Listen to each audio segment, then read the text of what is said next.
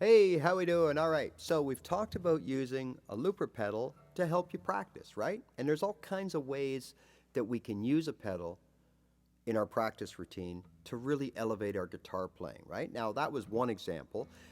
We can also just play chords along with the looper because when you put your loop down correctly, then it really is the same as having a guitar player sitting across from you playing a chord progression, and you can do anything you want to play along with that, right?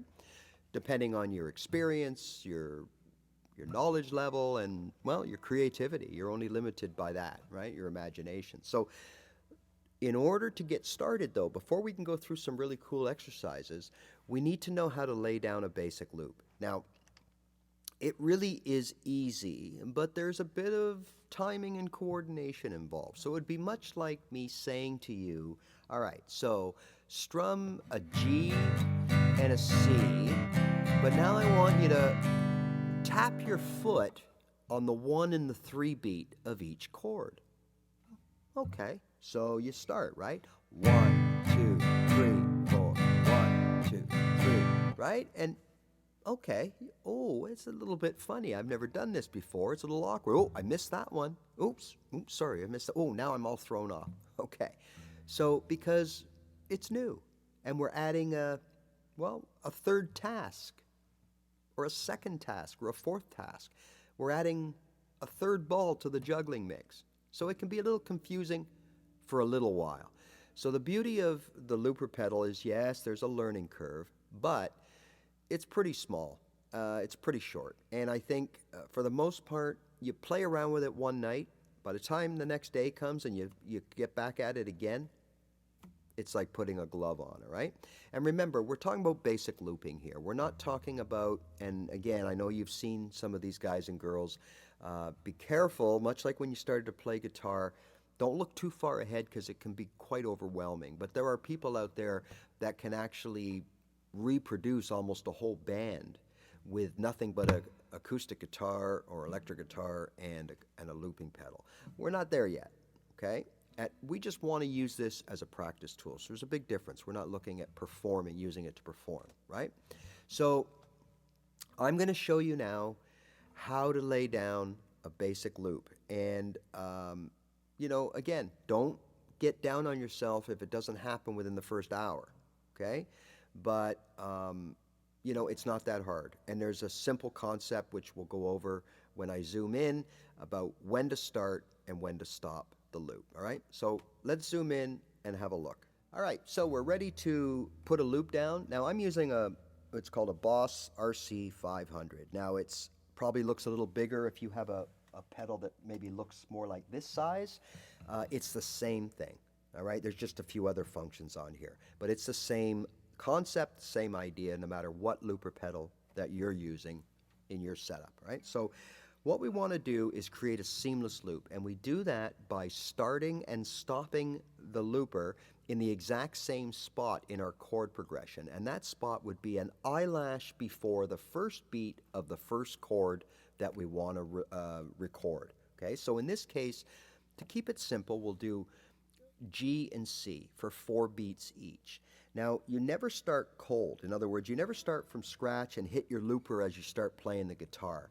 What you want to do is play through your song or your chorus or your progression that you want to record.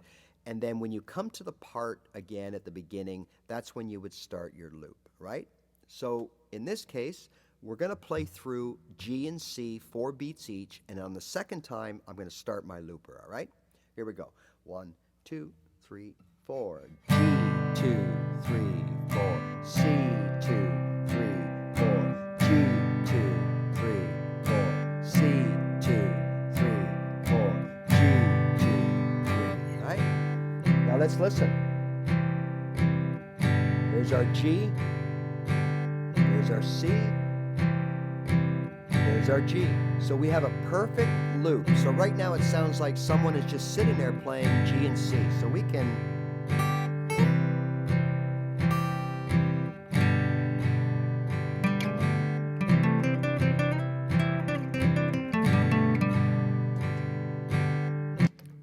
start playing along. All right?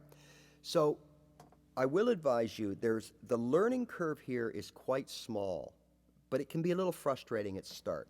So don't get disillusioned the first night that you pull this out, hook it all up, and realize that you cannot make a smooth loop. Because it does take coordination, timing, and a bit of practice. But really, after one night of playing around with this, the next day when you come back, you should be good to go, especially for basic looping like this. Okay, so don't be disheartened because it will take time. It'll be like, let's say we were playing and I said to you, okay, we're going to play a chord progression, but I want you to tap your foot on every first beat. So, bum, bum, bum, bum, right? And at first it might be a little awkward, but eventually it's just muscle memory, okay? And it's the same thing with looping. And no matter if you're making basic loops or really intricate loops, it's all about the timing of when you press start and when you press stop. So once we know how to do this, then we can start using the looper to work on our guitar skills, right? We can have it play a multi-chord progression. We can play along with that progression just by strumming. We can play notes. We can do all kinds of things. But first we have to get the coordination and the timing of creating the loop down. So follow this example, and when you're ready, we'll start coming up with some exercises that you can use your pedal to really, really elevate your guitar playing. All right, so now you see it is easy, okay? Now that's a basic loop. That's, 2 chords, 4 beats, but that's all you need, okay? That's all you need to get started, to do all the fun things. If you want to play 8 beats per chord, you want to add another chord, G, C, D, A, C, D, A, D, E, D, A, G, whatever your preference is, you can do that. You can decide. As long as you follow the rule of hitting the button to start the loop eyelash before your first beat of your first chord and stopping it in the exact same position when the chord progression comes around, you'll have no issues whatsoever. Okay? And then over the next little while, I'll start showing you some things that we can do with our looper pedal. And this will definitely benefit your guitar playing at any level, okay? Because being a beginner guitarist doesn't mean you can't use a looping pedal, right? So no matter where you are, take advantage of this great bit of technology to improve your guitar playing. All right, we will talk to you soon. Thank you so much for your support.